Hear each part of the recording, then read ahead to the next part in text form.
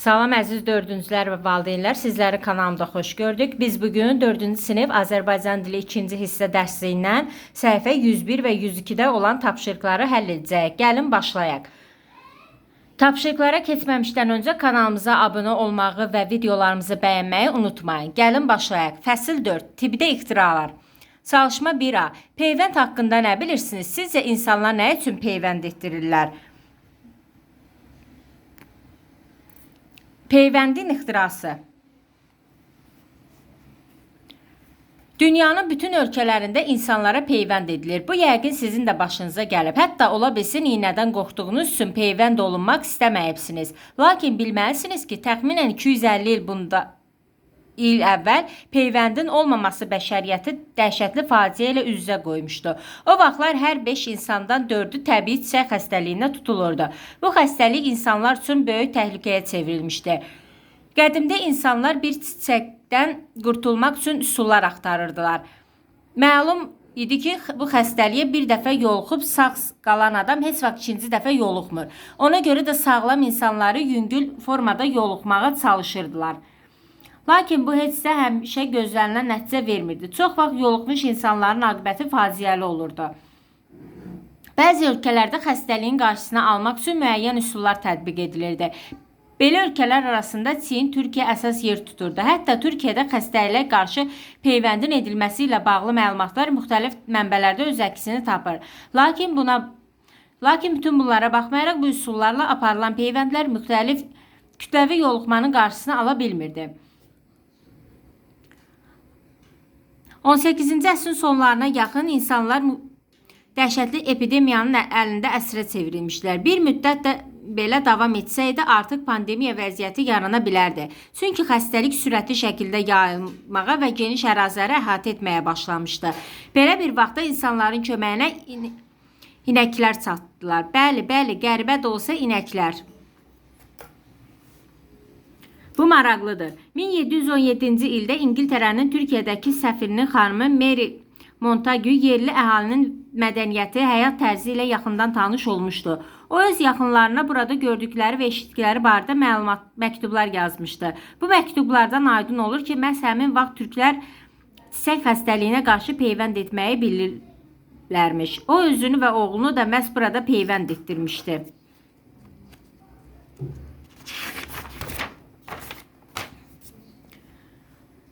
O dövrdə İngiltərədə Edward Jenner adında bir həkim yaşayırdı. O təbii çiçək xəstəliyinə qarşı dərman tapmağa çalışırdı. Buna görə də çiçək xəstəliyinin geniş yayıldığı yerlərdə müşahidələr aparırdı. Jenner aşkar etdi ki, inək sağan qadınlar bu epidemiyaya yoluxmurlar. Məlum oldu ki, inəklərdə də çiçək xəstəliyi olur. Amma inək çiçəyi təbii çiçək xəstəliyindən yüngül keçir. Jenner aydınlaşdırdı ki, inək südü sağcı qadınların əllərindəki çatlara hopur. Nəticədə onlar insan üçün təhlükəli olmayan inək çiçəyinə yoluxurlar. Bu qadınlarda təbii çiçəyə qarşı immunitet yaradır. Buna əsasən Jenner inək çiçəyi virusundan peyvənd hazırladı. İlk peyvənd 1796-cı il mayın 14-də insanlara tətbiq edildi. Təcrübə uğurlu alındı. Beləliklə, Jennerin adı dünya tarixinə peyvəndin ixtiraçısı kimi düşdü. Onun sayəsində milyonlarla insan ölümcül epidemiyadan xilas oldu. Bu maraqlıdır. Peyvəndin dünyada qəbul edilmiş adı vaksindir. Vaksin latın sözü olub, vakkadan yaranıb və inək mənşəli mənasını verir. Söz ehtiyatı. Çalışma B. Mətnə istinad edərək epidemiya və pandemiya sözlərinin fərqini izah edin. Deməli, biz bilirik ki, epidemiya bir ərazidə hər hansı bir yoluxucu xəstəliyin kütləvi şəkildə yayılmasıdır. Pandemiya yoluxucu xəstəliyin böyük əraziyə yayılması, bir çox ölkələri əhatə etməsidir. Çalışma C. Düzgün yoxsa yanlış? Heyvanlar da çiçək xəstəliyinə tutulur. Doğru. İnsan çiçək xəstəliyinə bir neçə dəfə yoluxa bilir. Xeyr, yanlış. Üçüncü. 18-ci əsrdən başlayaraq çiçəyə qarşı peyvənd tətbiq edildi. Doğru. İlk peyvəndin nəticəsi uğursuz oldu. Yanlış.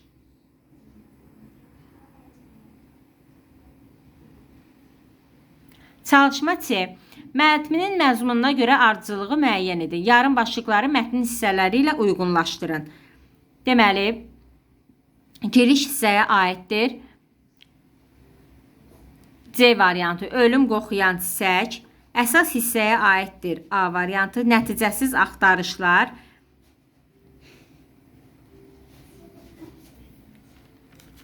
D. İnəklər insanların köməyinə necə çatdılar? Deməli, əsas hissəyə 2 variantı aid edildi. A və D variantları. Sonluq. B variantı ilk eksperiment və dünyanın xilası. Çalışma C-nin həlli bu formadadır. Keçid çalışma D-yə. Mətnin giriş hissəsindən əsas hissəsinə keçid yaradan cümləni seçin. Fikrinizi əsaslandırın.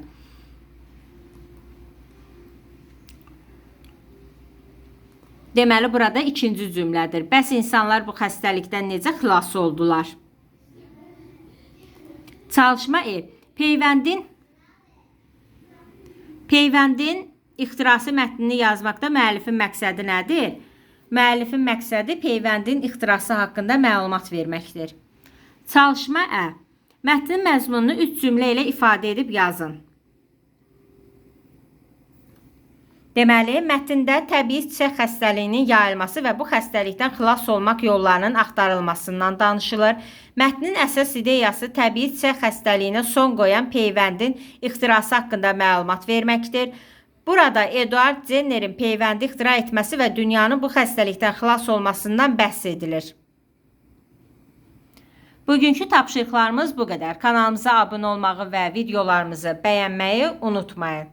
Növbəti videolarda görüşənədək. Hələlik.